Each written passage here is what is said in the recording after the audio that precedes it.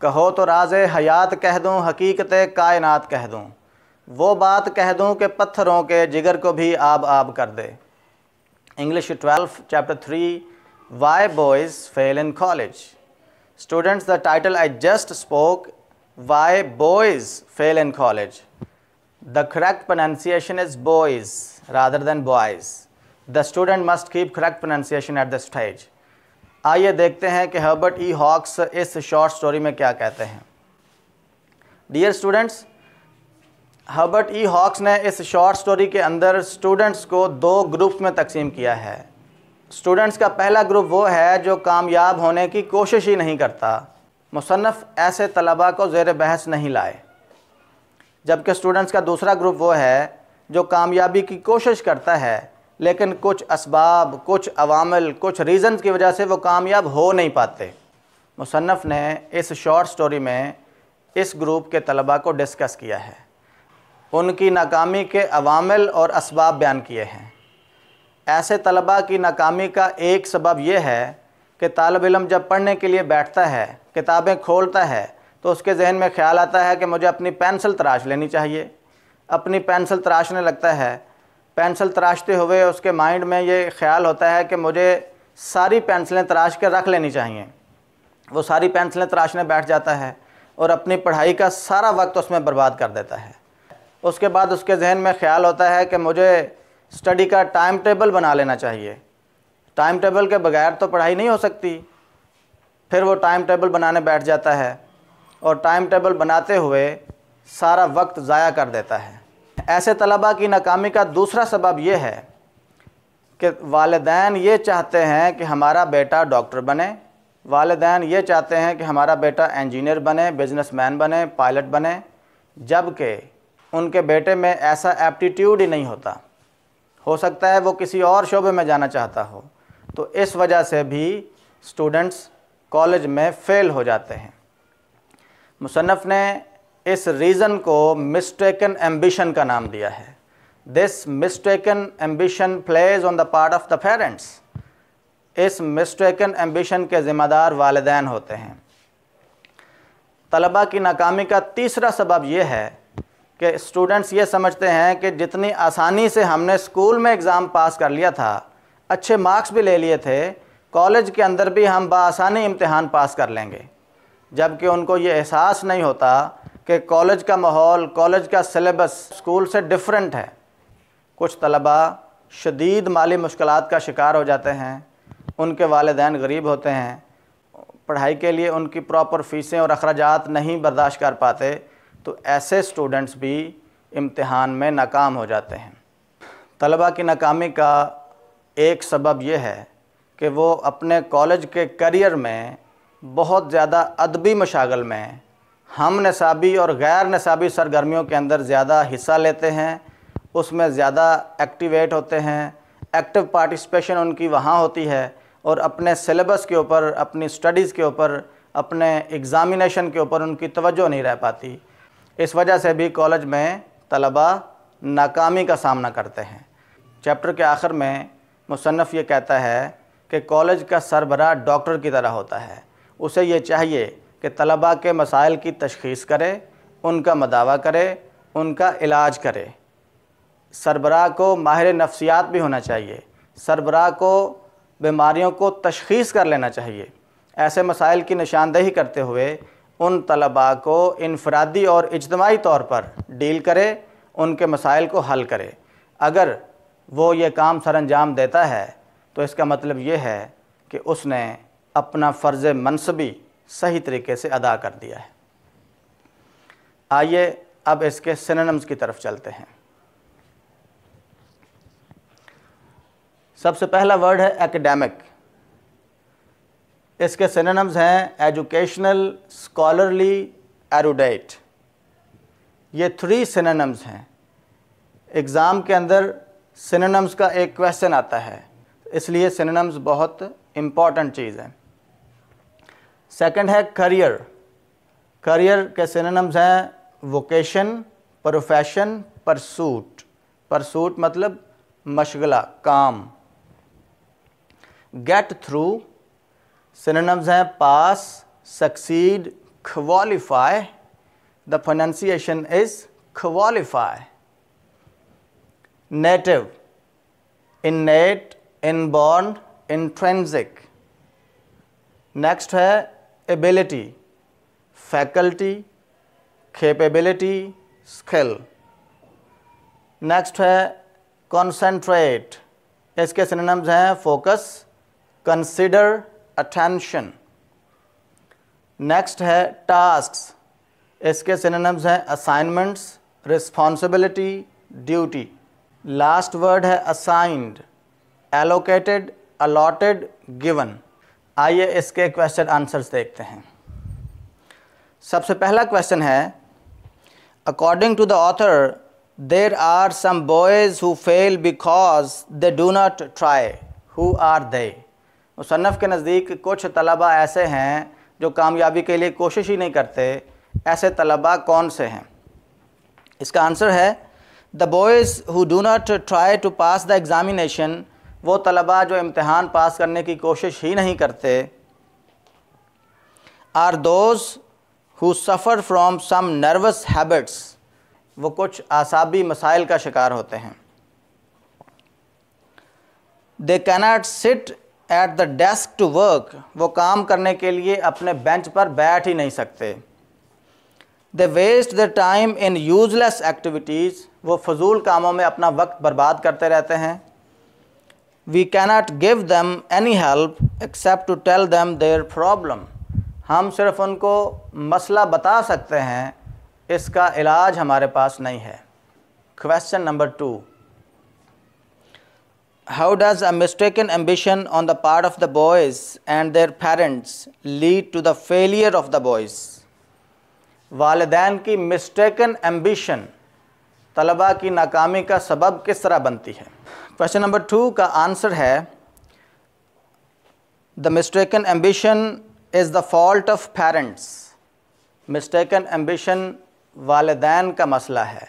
They force their son to study two subjects for which he has no test.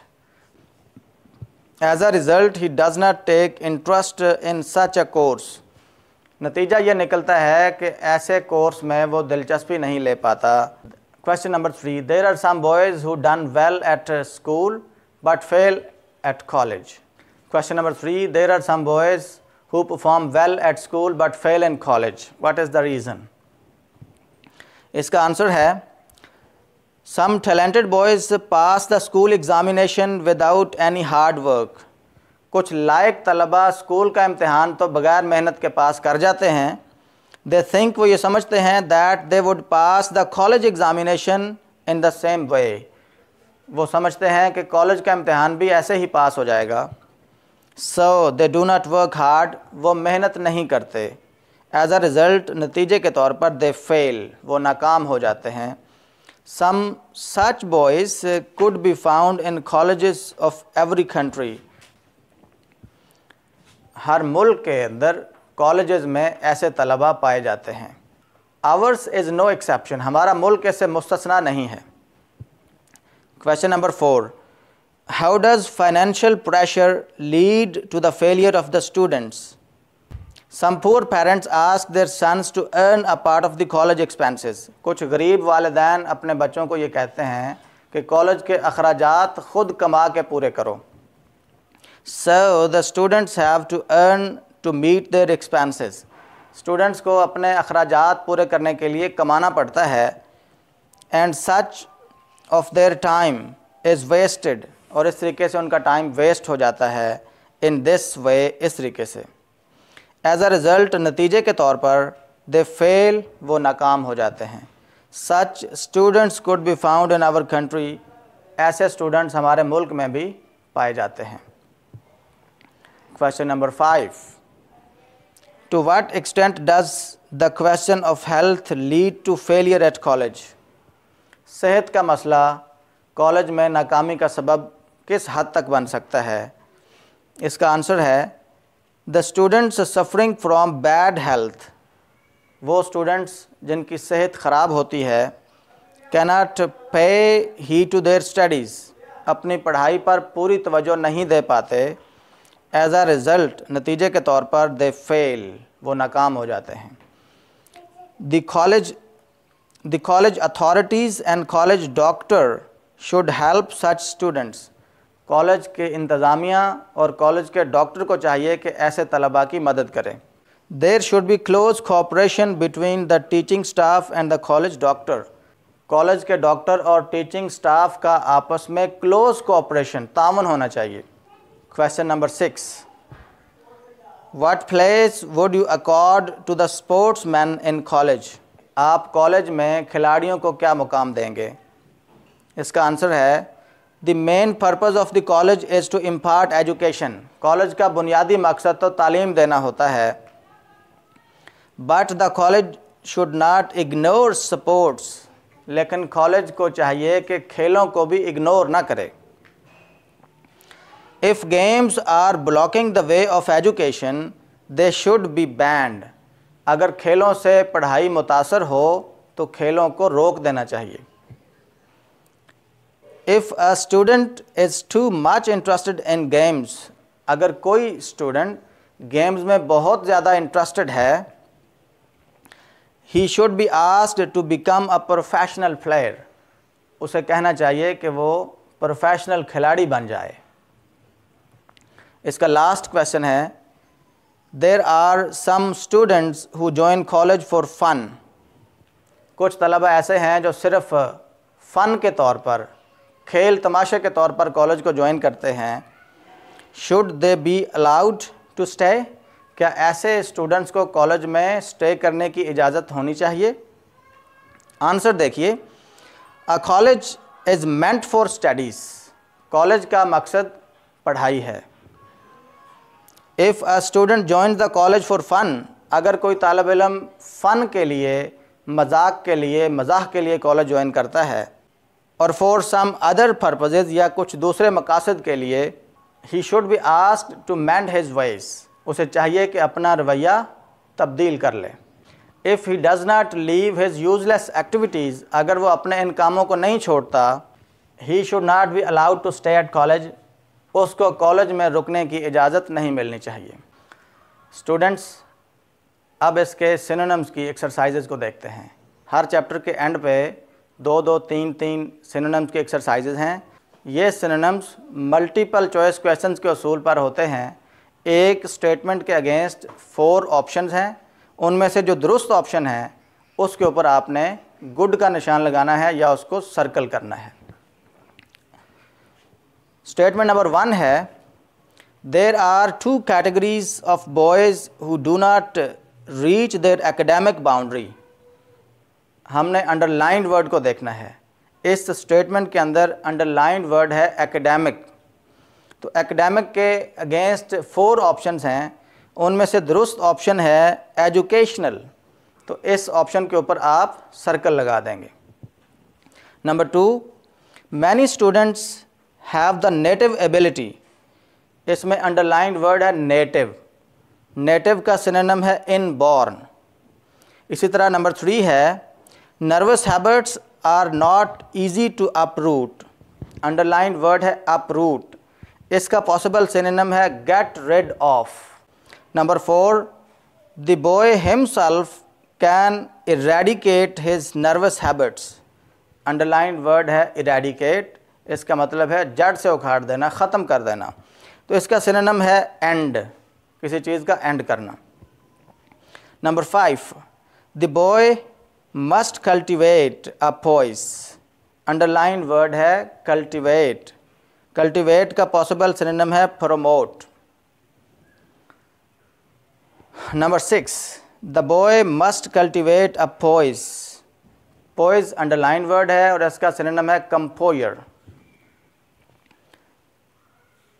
Number 7, the boy must cultivate a poise and calm that smoothers the fidgets, underline word smoothers, और इसका synonym है strangle, सांस दबा देना, गला दबा देना। Number 8, the boy must cultivate a poise and calm that smoothers the fidgets, underline word fidgets, इसका सिनोनिम है fuss। This chapter has been completed and students are advised to follow the instruction, watch the video as well as prepared this lesson. Thank you. Allah Hafiz.